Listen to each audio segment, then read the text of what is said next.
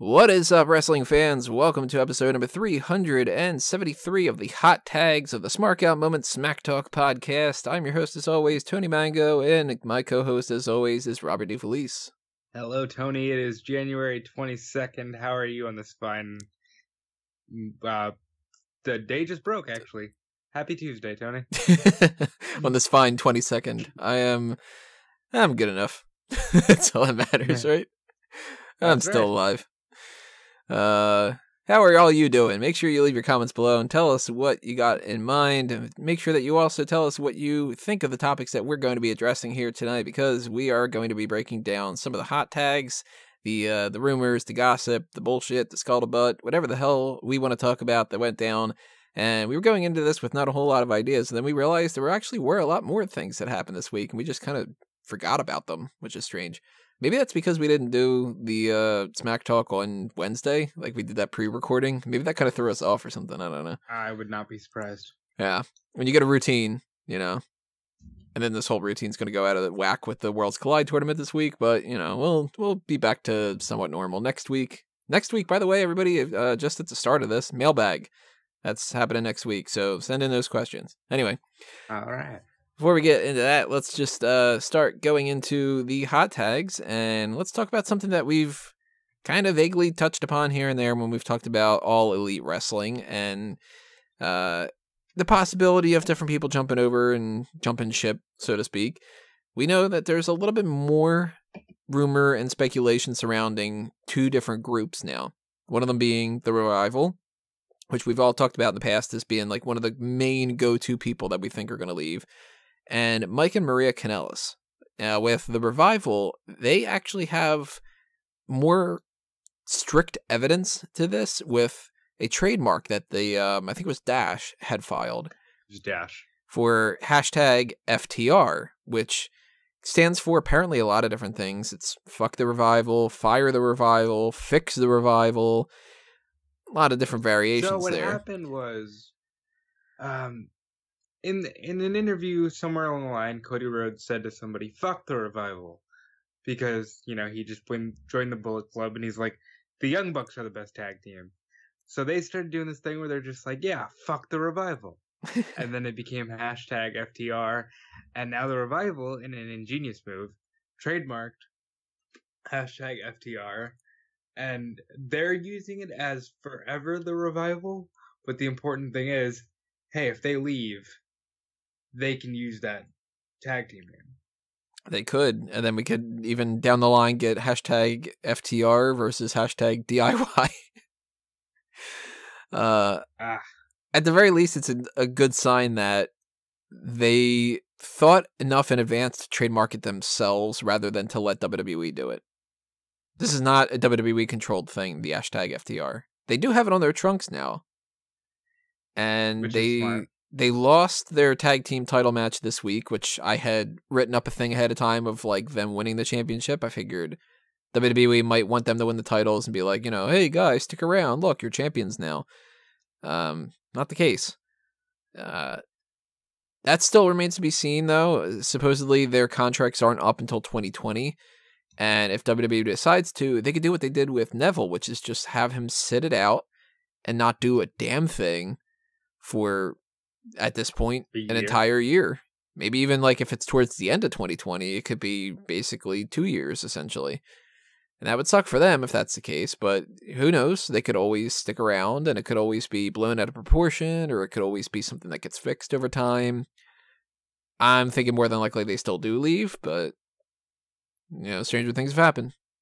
So what I like about what I've heard so far is that they're not leaving, or they don't want to leave, supposedly, because they're mad about their own positioning. It's the entirety of the tag teams, and how tag teams have zero direction. And I like that, because, they are a tag team. They're almost like the Road Warriors in that one is no good without the other. So... yeah, and even though they didn't come in as a tag team, they've really forged themselves as a tag team. Do you remember when Scott Dawson was actually paired up with Alexa Bliss? Yeah, I remember that was like a thing they were going to do as was like a Southern Belle. Yeah. Yeah. That would have been a mistake. Maybe it would have been great, but it just better off the way they did it.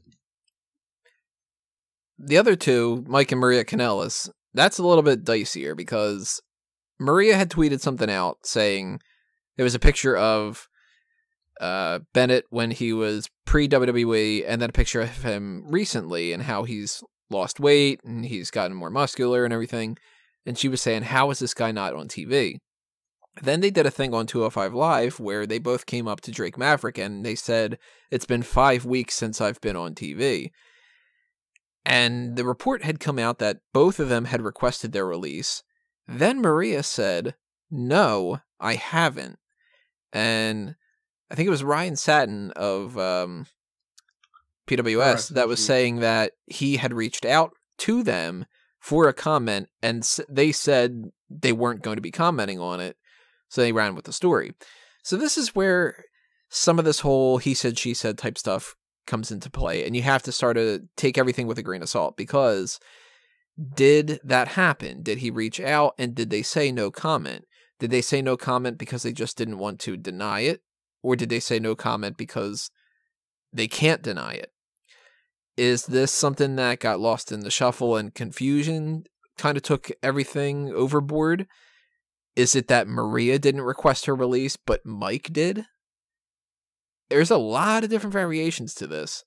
And it wouldn't shock me at all if both of them had requested their release, because they were doing better pre-WWE. They came to WWE, and it sort of almost kind of feels like they did just to get, like, rehab, sort of, and to have, like, a little bit of, like, a monetary safety net for her having her child. But then, once that goes out the window, then it becomes suddenly, oh, what are you doing with me, whatever. To the same extent, they came in, and WWE didn't do shit with them. So, I get it, that they would be frustrated. They had one feud with Sami Zayn, and it sucked, and then they fucked off for the rest of the time. Yeah, I mean, I would not be surprised at all if they did ask for their release. But at the same time, I believe that Maria is telling the truth when she says it's not true. Now, where I kind of get salty with it is, as somebody who writes for 2 news sites, to just spin it as somebody's working all these news sites sucks for us, because, what do you report? Do you start saying, well, I'm not going to report this because it could easily be a false story, and then, suddenly you're missing out on big breaking news? And I think that part of that is people are now starting to try and turn against the news sites, because as in the 90s, people would go to Meltzer and it was like, oh, I got secret inside information. But now with there being so many, it seems like people are trying to throw red herrings out there. Like, I heard a story that the Revival thing might actually be a red herring. Like, oh, people think that just because they trademarked FTR that they're leaving, and it's all just to throw a red herring at these news sites. So what we know now is that Mike supposedly thought he'd go back to Ring of Honor. He did wonderfully there as part of the Kingdom. Maria, who would obviously go with him. But, now it's like, where do they go from here? Maria says they're not going anywhere. Mike has a shirt on Pro Wrestling Tees, as does another person who I don't know if you're planning on getting to, but... Who's that? Ziggler. He had put out something that said later marks, but he's kind of been a troll before, so I like that one of the responses was, cool bro, see you at the Royal Rumble. It's kind of funny. He does have a Pro Wrestling Tees store now. And that's, a non-WWE affiliated thing.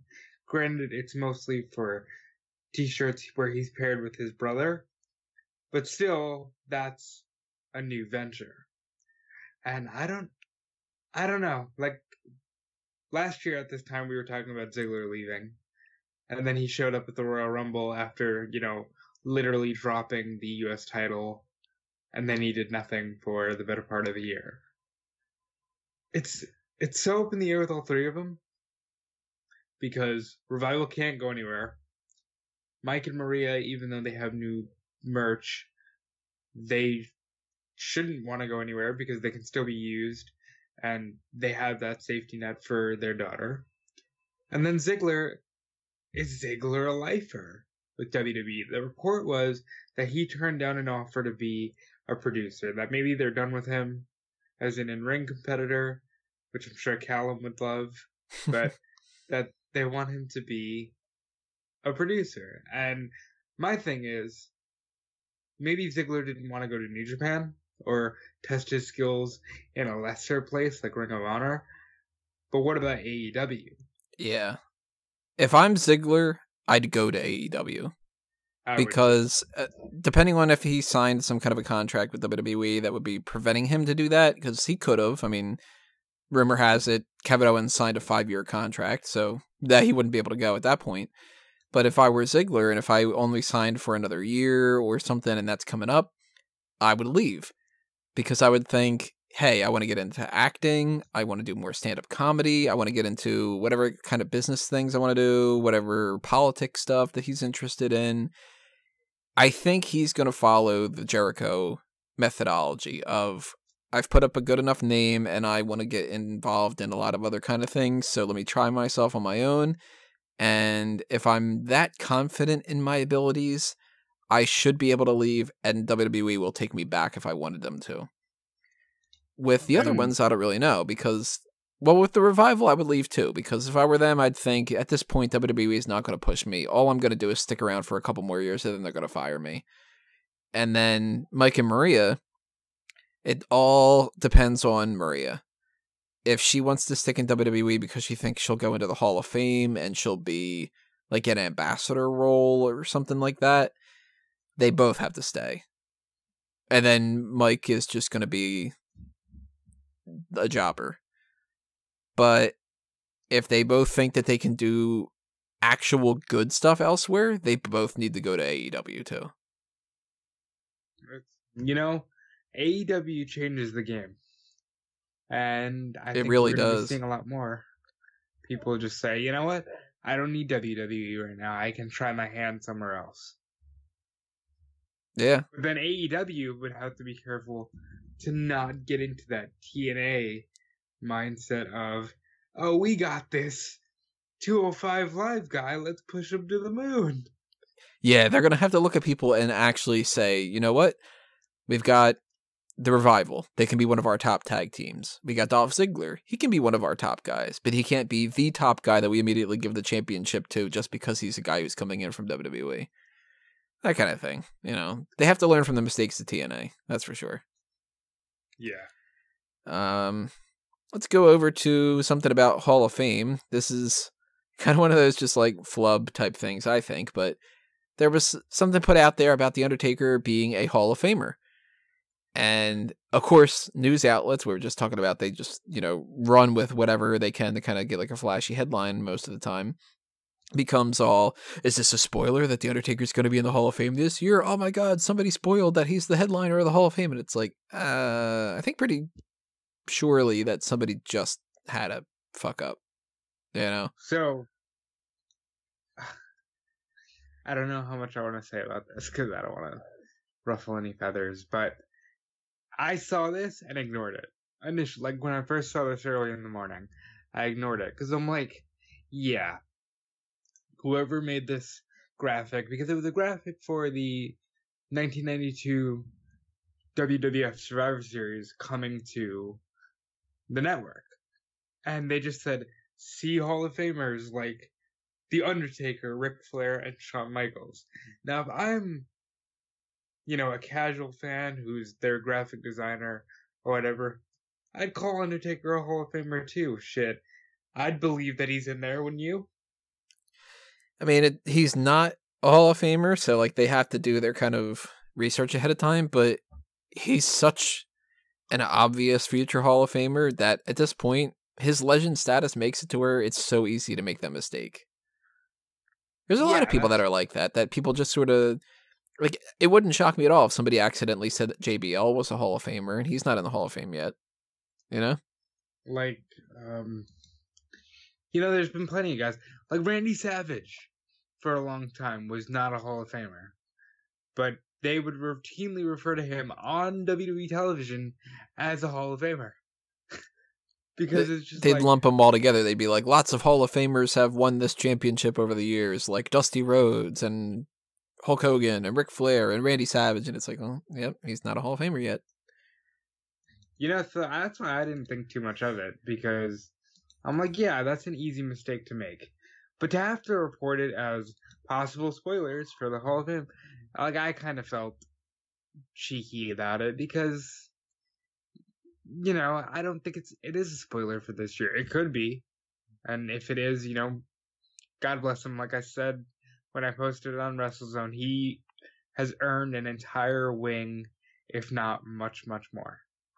Yeah. So, if he's in the Hall of Fame this year, great. I have a reason to watch it.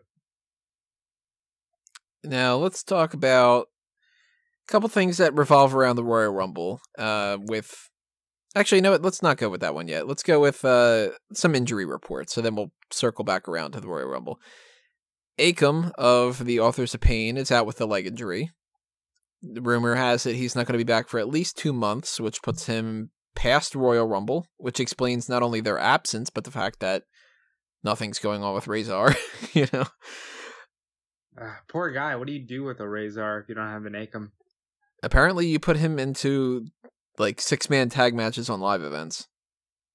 Or you have him win a match on main event this week. I forget who he beats. He beats who? Tyler Breeze or somebody, I think. Who knows? We could be talking about a future world champion Akam or Razor.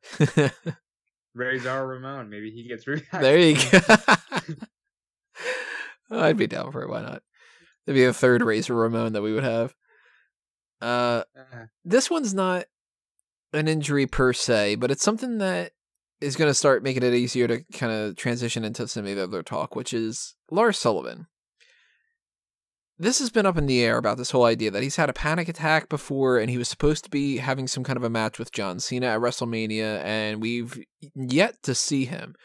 And at first, I thought that maybe there was not a whole lot of truth behind that, but the more that this happens, the more I think that it's true, because we haven't seen any work of putting in anything into him over the past couple of weeks. They've had Nikki Cross wrestle and been on backstage segments and stuff. Lacey Evans has been involved here and there. Heavy Machinery has wrestled. EC3 has popped up. And not Lars Sullivan. Yeah, that is pretty weird. But he still was on there, like, I want to call it the one to watch because that's what we call it, but he was on there, like, superstars to look out for in 2019. So they're still planning on doing something with him. It just seems like whatever it is got completely derailed. But then there is a disconnect between the website crew and the main creative crew, because if that wasn't the case, then for some reason they haven't even updated the Fatal 4-Way Cruiserweight title match yet to be the better graphics. Like, it's just, there's something weird with those kind of people and stuff. So if they put that down, it wouldn't shock me at all if there was just like no mandate from above saying don't mention Lars Sullivan. And then people just jumped the gun and kind of, went into it. But I think that it's interesting that if he did have this panic attack, and if the stories are true that really screwed him up, and that really was the type of thing that they're like, well, we were just about to bring you in, and we were going to give you this big John Cena match at WrestleMania, and you had a panic attack, we can't trust you anymore. And then Triple H takes some of the brunt of that, whatever. That means to me, you factor that in, and you factor in that Braun Strowman's not wrestling that match anymore with Brock Lesnar, so there's no need to have somebody come in and cost him that. And the rumor of the John Cena thing might be out there, because now there's this whole rumor that John Cena is injured and he may not be wrestling at the Royal Rumble, let alone wrestling at WrestleMania. Seems to be that, unless this is bullshit, Lars Sullivan's not going to fight Cena or Braun Strowman at WrestleMania, and he might just be released or something. He could be that, like, we haven't had any releases for that most part, like outside of like problems. And Lars Sullivan could be the first real like release of the year. We'll see. I don't know. I think they've invested a lot of time into him. Maybe it's a case of, hey, we had plans changed. I don't know. I'm not going to say anything for sure until we get past maybe next week's Raw. If I don't see him, I'll say, okay, maybe they're just not going to do anything with him.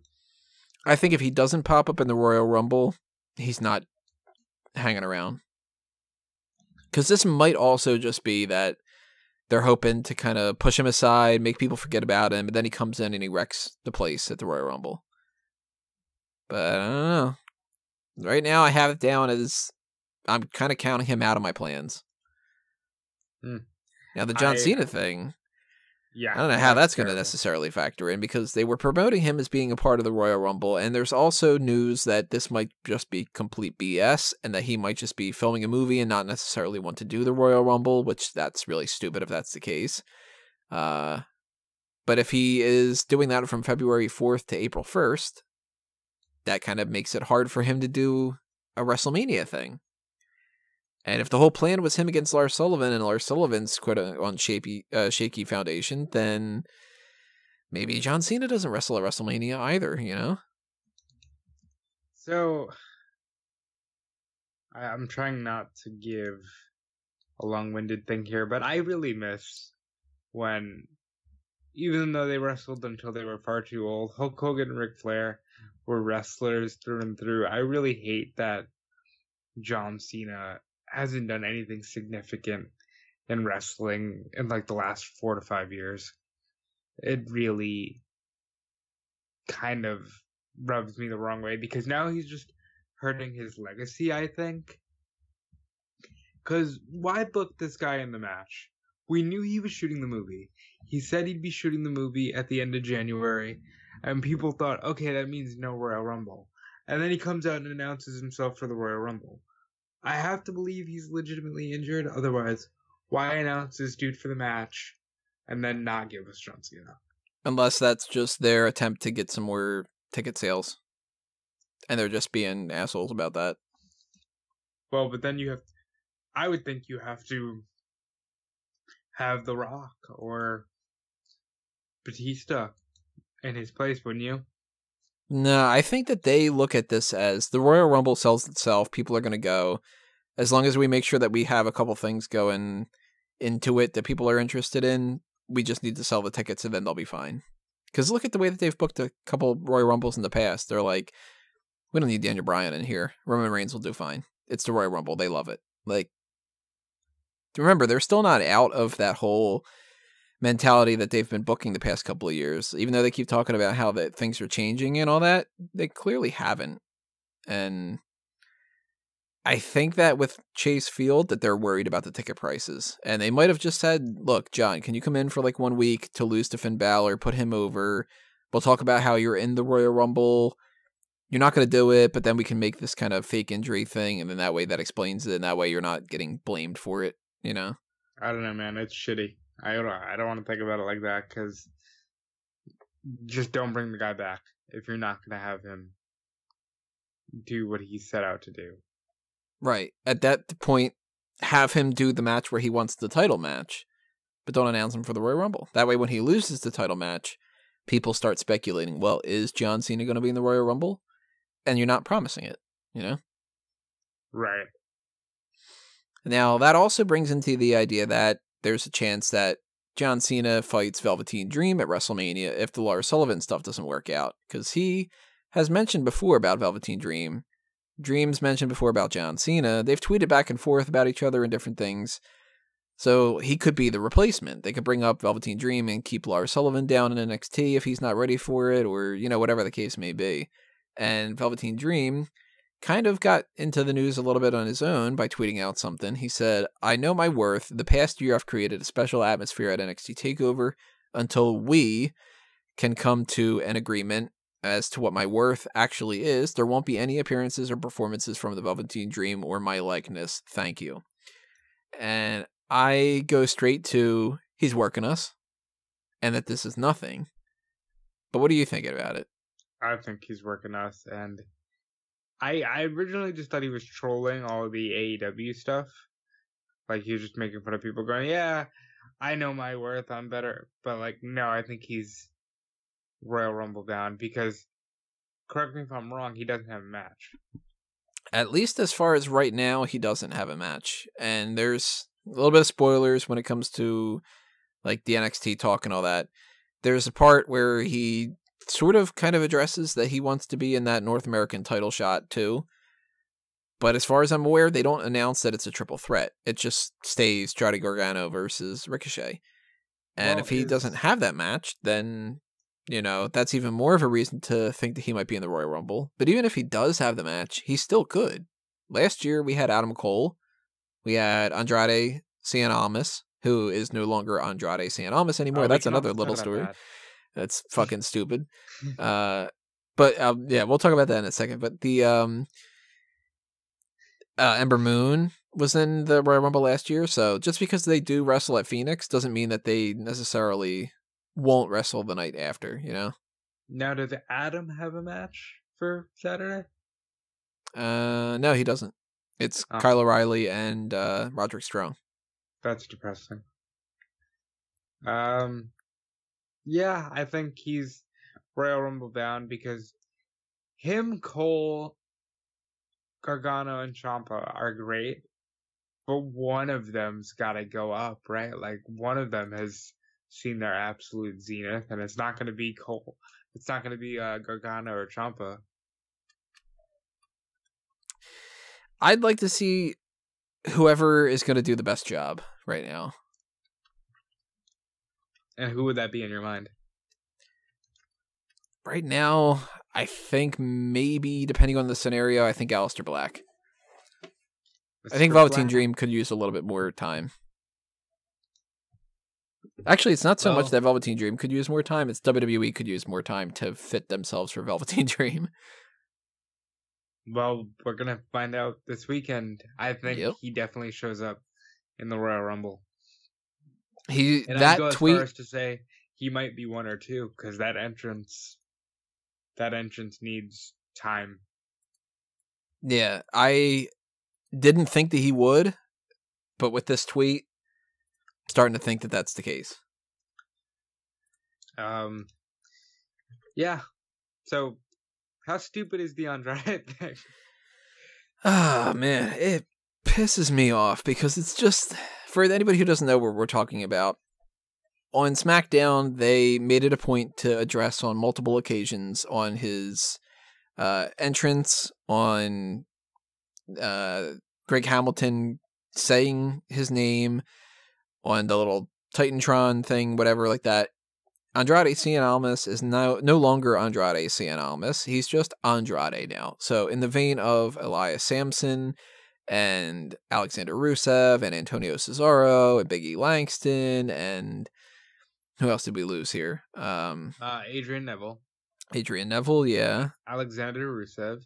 We've got just so many different people over this time frame.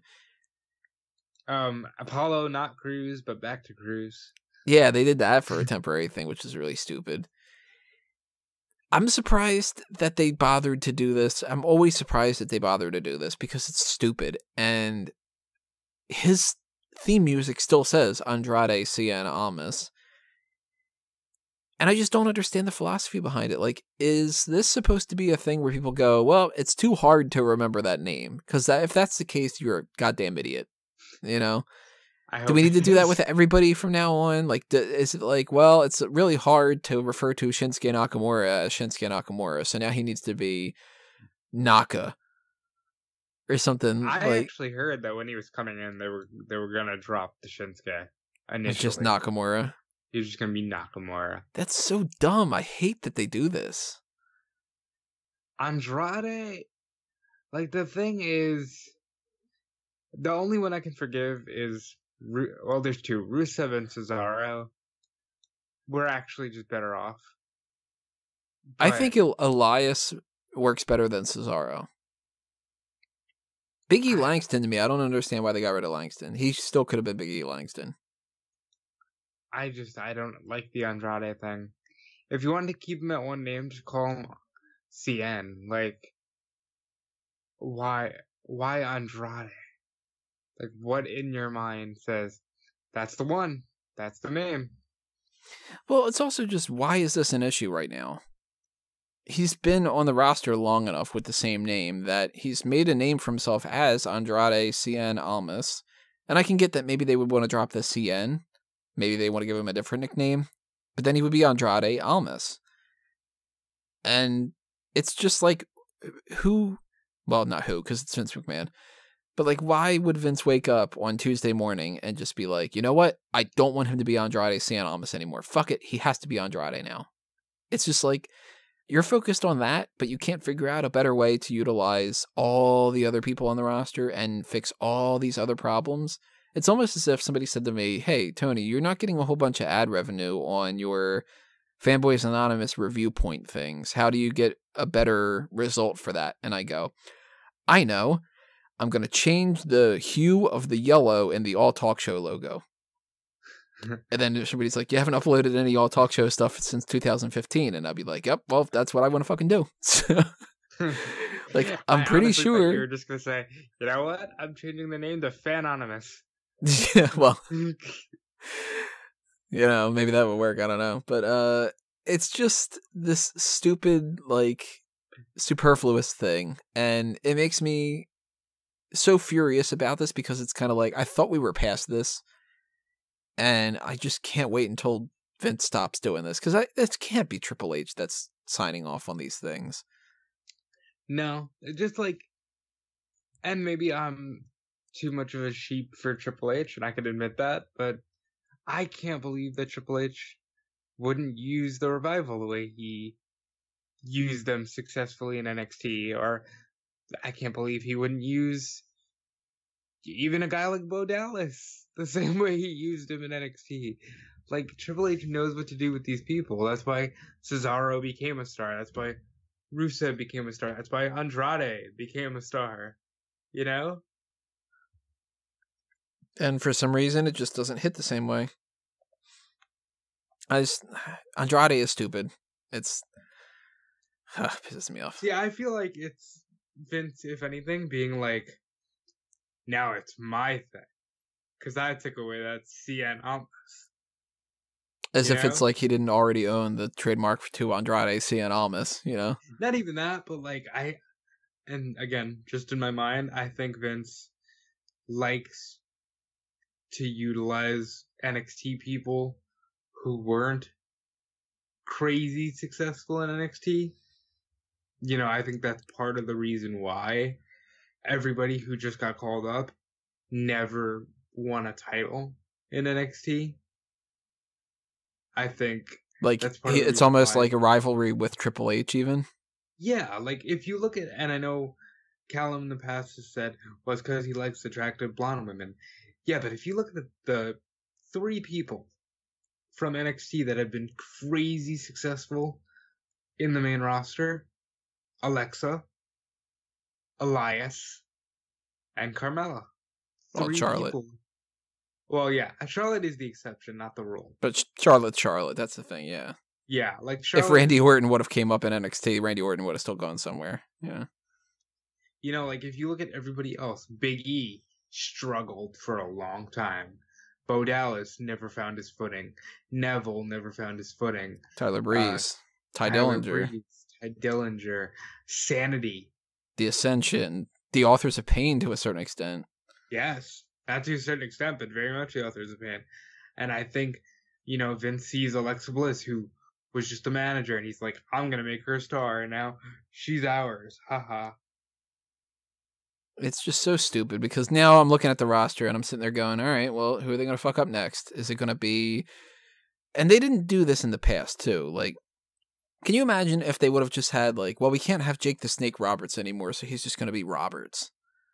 Or we don't want to make this too confusing for people that we've got...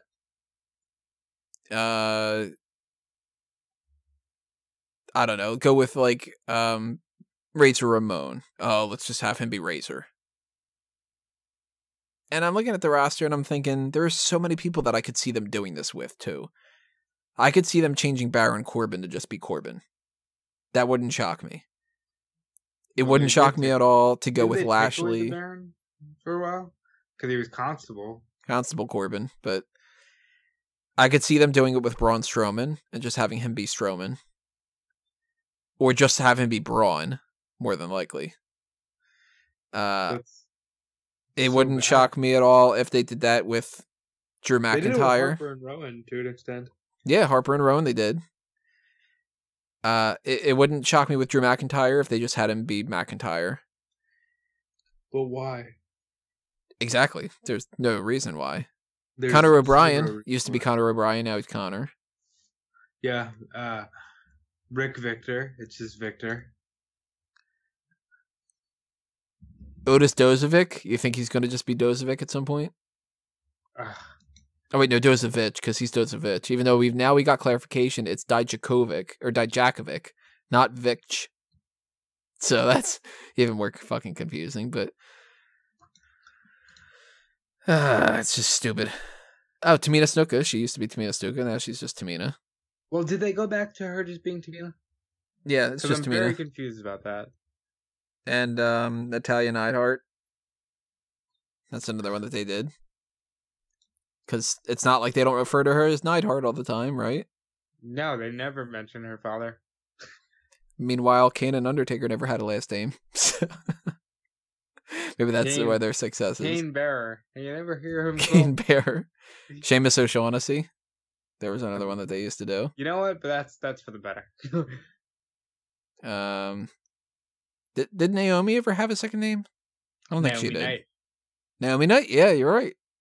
Naomi's another Maurice. AJ Lee, who for a while was just AJ, and then they went back to Lee. TJP. Yeah, they shortened that. That had a fucking weird explanation to it. That he reportedly Vince just didn't like the restaurant Perkins. He's like, I don't want our guys associated with that place. He's just TJP. Well, TJP himself tweeted out saying, no, I just asked him. I wanted it to be TJP. So that one, if you buy that story, it's actually TJP saying it. But I hate this whole Andrade thing, and it's really stupid. Andrade's stupid Almas. That's what it should be from now on. That's not his fault. It's Vince, but, you know. Talking about some kind of stupidity of these things going on, WWE had tweeted out some stuff about the Royal Rumble. They said that on Sunday that every half an hour they were going to address a new entrant for the Royal Rumble, for the Women's Royal Rumble. They kept it to only the women's. I don't know why. They could have just done it for the men's too. And they only announced like 5 people. And then they had people wait another half an hour, then said, that's it. So people were pissed about it. They had said Nikki Cross, who was pretty much a guarantee. That's the thing, too. All these people were guarantees. And some of the people they actually had already announced that they were going to be in there. Like, they were like, oh, Billie Kay and Peyton Royce. And it's like, yeah, you said that. So what are you going to do? Just, like, break down all the people you've already said? Yeah, I kind of took it as when I initially read it, because they didn't give a time frame. They just said, starting at 12, we're going to announce a new competitor every 30 minutes. And I said, okay. So are you going to announce all 30? And then I went, no, because that would take you into like 2 o'clock in the morning on the next day. But like, just give a time frame. Just say from 12 to 5. And people would have been fine. And just say, we're going to announce a few more people. And actually announce the people that necessarily aren't announced already. Because I think that they had put Naomi on there too, right? Didn't they? I'm guessing if they really went out of their way, that those names probably weren't official, but they were like obvious assumed names. Because, for example, Charlotte. Well, no shit. You know, like... Yeah. Now that one wasn't announced ahead of time. I know that. Because I've been trying to keep up with this as much as I possibly can. And I'm almost 100% positive. I had put down Billie Kay, Peyton Royce, Naomi, and I think there was one other person that had already been announced, but they had announced it on their Twitter accounts or something. And then that became like, okay, well, you announced like, oh, I'm going to win the Royal Rumble. Now, technically, that might not be the same as WWE putting it out there, but I kind of remember some of them being on the list on WWE.com, which, of course, goes back to what we were talking about before. There could be a disconnect between the social media people on Twitter, the wrestling website people, the main creative team. You know. My God, shame on them. It's just stupid because it's the type of thing that you know when you announce something, especially to this type of audience, you know they're expecting something interesting. And if you tell people something interesting is going to happen, and then nothing interesting happens because you don't have anything for that, it's your fault for building up the hype. I can't say to everybody, oh man, next week when we're doing that mailbag, you guys, you have no idea. And then go, yeah, because I didn't have any idea either. And then just say, like, so, you guys like cheese on your hot dogs? And then just kind of, be like, that's the big thing or something. If I'm going to put out something saying this is going to be a big deal, or something where I go like, hey, pay attention to our Twitter account, we're going to be announcing stuff, I expect to deliver to the people that are listening to my stuff that whatever I have for them is going to be sufficient. And I think that would have been the case if they would have ended it with Trish and Lita. And I thought that there were. I really did think at least we were getting, hey, Trish and Lita are official. Because it wouldn't have been a major surprise. They did it last year. They did Evolution. It's not like, oh my God, can you believe that they're back? Right. I'm expecting them to be in there. And that's not going to be a surprise when they pop up if that's the case, too. I'd be more surprised if they aren't in the match. But at least people would go, okay, cool. You got confirmation of that. Right now, we're currently at 21. 21 people, yeah. So there isn't a whole lot of room, but we still have NXT, NXT UK, people from the Mae Young Classic that they can bring back, new people that they could sign in, and returning legends. We also have Maria Kanellis and Maurice, and technically Stephanie McMahon, but Becky Lynch and Sasha Banks could come back in. There's a lot of variety for those extra 9 people, but everybody else, look at it last year. We were like, all right, well, everybody on the roster is going to be involved because it's just the way that it is. So you can't really get away with just being like, and the people that we're going to announce are the other people. And then they didn't even announce Lacey Evans. They waited until Monday Night Raw to do that, which admittedly, that was kind of a mistake, I think, because it was a bigger deal to announce that Alexa Bliss was back into the match. And that could have been how they ended. But if they would have said Lacey Evans, that would have made a little bit more sense to me, too. Which I'm surprised that they didn't save Alexa for the surprise. For the Twitter surprise? No, just like, who's coming out next? Oh, shit. Alexa's cleared. Here we go. Maybe they do have at least like one surprise to kind of like offset that. We'll talk about that when we get to our predictions of who we'd like to see and stuff too, by the way. Yeah. But I can understand people being upset about the tweets. I feel like they do this thing now because nothing is a secret or sacred anymore, where, oh, hey, guess what? We're doing Triple H and The Undertaker in Australia. And it's like, that was fucking random. And you announced this on Twitter in the middle of the day on like a Saturday. What are you doing? Because that's what they think the digital age is. Well, there's no more surprises, so let's not hide anything, It's just people out of touch. Yeah. Speaking about people out of touch, there were supposedly plans for a Hulk Hogan statue that may or may not be real, and if they are, they might not bother to do that, or they might hold off on it. It's just one of those news stories where it's like, I heard that they were doing the statue and that they aren't going to do it anymore, and I don't know any of the details about it, but I hear it. It wouldn't shock me at all if there were plans for a statue for Hulk Hogan, but it also kind of is sort of confusing to me because it's kind of like, well, they've not had Hulk Hogan in the family for a couple of years now.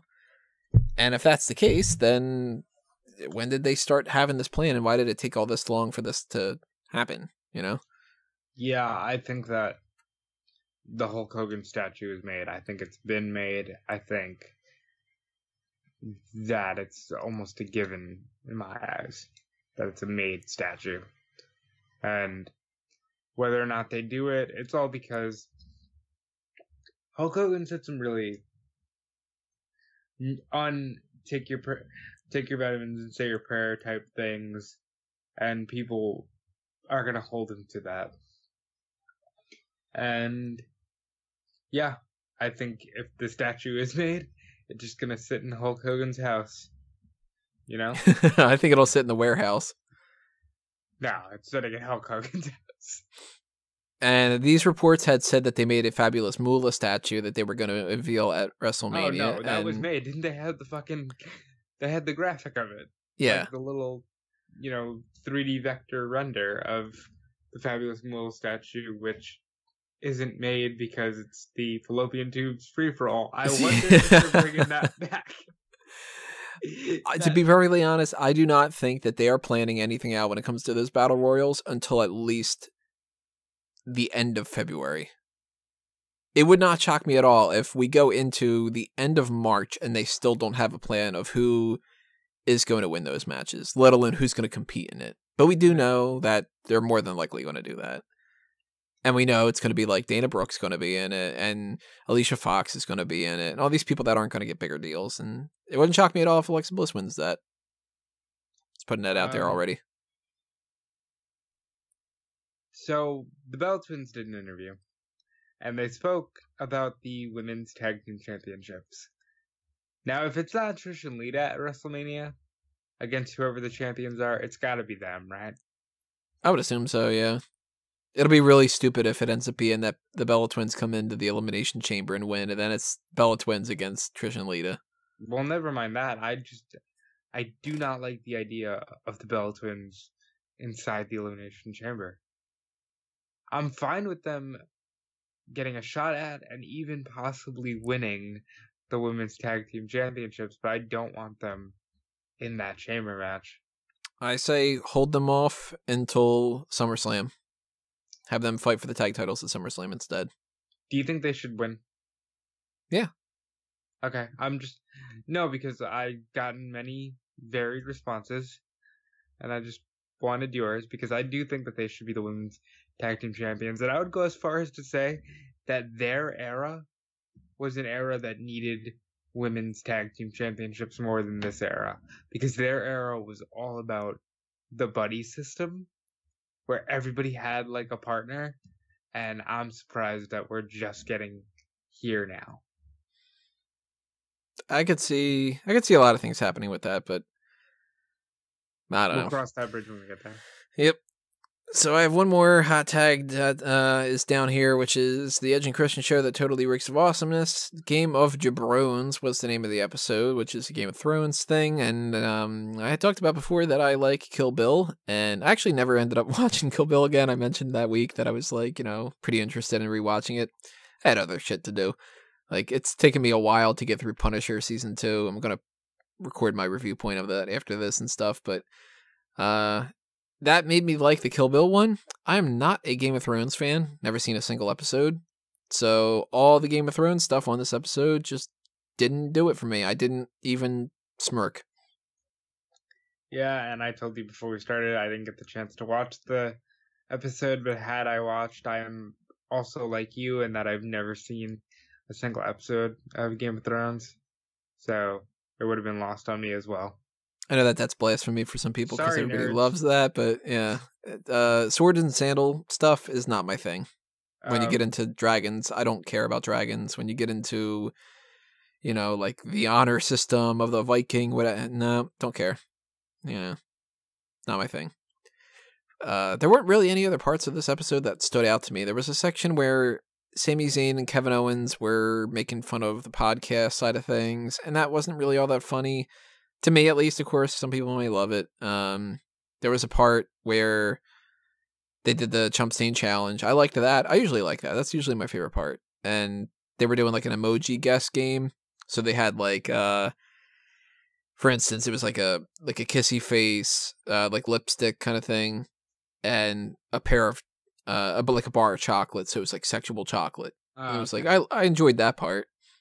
There was something with Randy Orton seeing a therapist he that went to wasn't therapy? funny. Yeah, that wasn't all that funny. I'm trying to remember what else there was. There was something Did that they made me mention him laugh. having IED? No. Okay. Yeah, it was just a very underwhelming episode. I think that this one's definitely a skip for anybody. Okay. Fair enough. Next week, we're going to have, when we do the hot tags, we'll be able to address the 24 special of WrestleMania, which is almost always one of the better things of the year in my mind. So that's good. I don't think that anything's happened else this week about network stuff. Apparently, NXT UK is still sticking around in the 3 p.m. slot, so that sucks. So they added superstars, so you're a child of that era. Are you excited for that? Nah.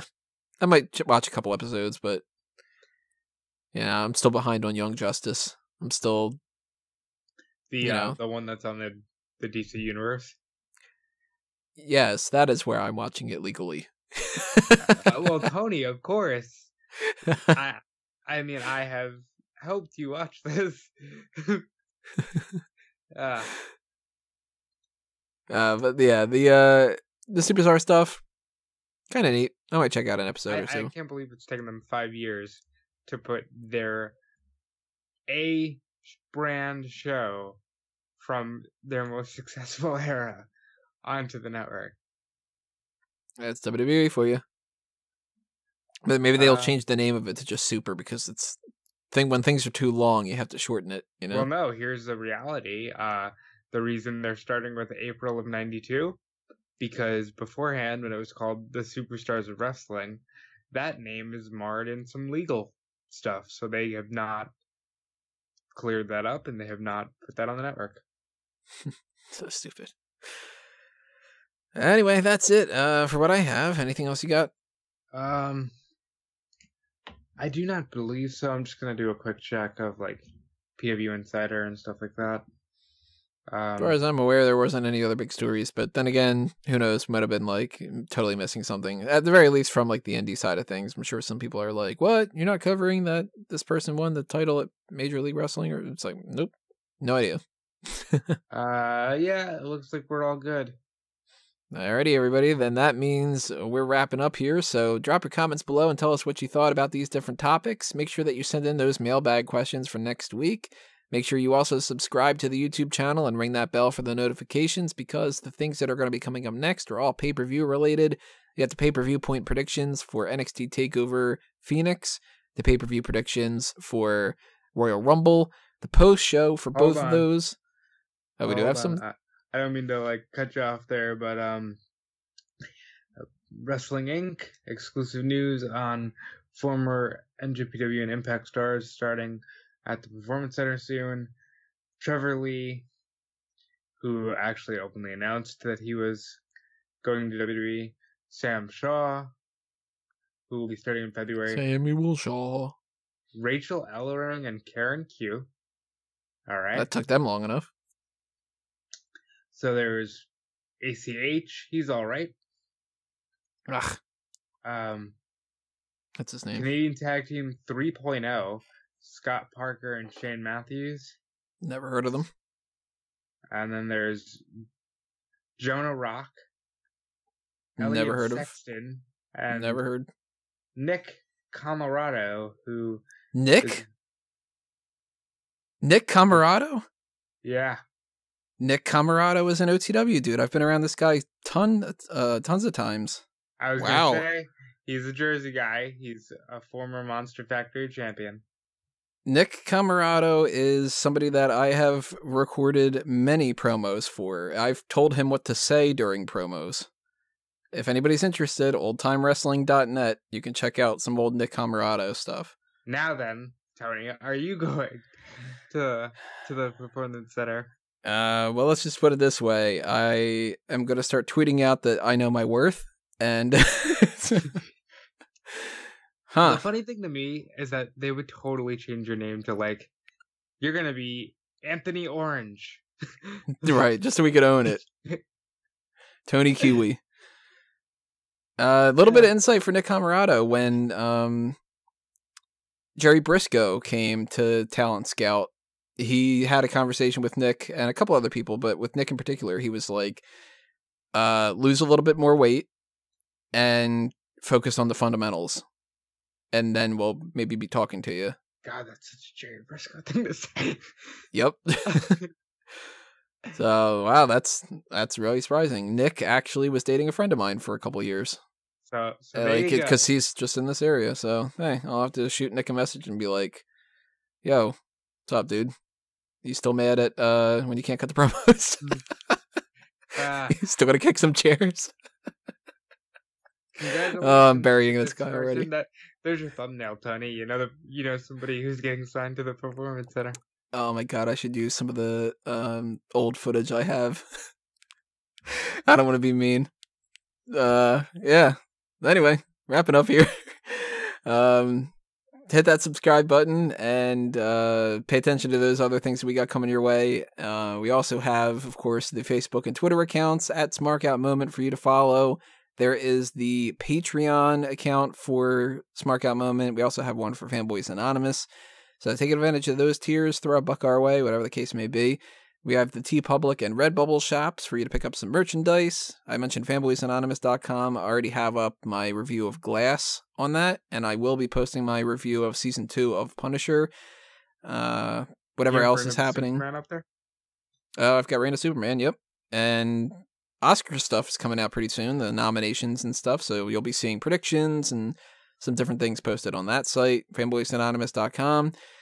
And whatever else is happening, just keep following me all over the place. Do the same thing with Rob here. Rob, what do you want to toss out? You can follow me on Twitter and Instagram at DudeFelice.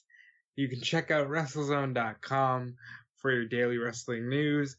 I do the news there from about 12 noon to 4 in the evening. I'm also heavily involved in the WrestleZone Daily podcast, which you can either watch live on Facebook or check out on iTunes at WrestleZone Radio. Now, this coming Sunday, before we do the Royal Rumble, we're doing the Fast Food Royal Rumble. And what this is a simulation on WWE 2K19 of 30 fast food mascots fighting it out for fast food brand supremacy. Now, I'm kind of surprised we've never done this, Tony, because we are Snack Talk. But we will be doing this through WrestleZone.com, and you can check it all out there. Also, don't forget e-wrestling news, Time Killer apparel, and all the other cool stuff that we all have over on SmarkOutMoment.com, including the weeklies, and something really cool that we may be taping later this week, and I won't steal Callum's thunder, but be on the lookout for something special coming here to Smack Talk. So if it's not Chick-fil-A, Taco Bell, or Wendy's, it's wrong. So the winner? The Chick-fil-A cows are in the match. I put way too much time into this fucking thing. Alrighty, everybody. Remember, drop your comments below, as I mentioned before, and show your support through whatever means that you can, whether it's a like, a favorite, a share, whatever they want to call it this week on YouTube. I don't know. And just keep staying tuned for all the stuff that's happening. We will see you then. This has been another Smark Out moment, and we're being counted out.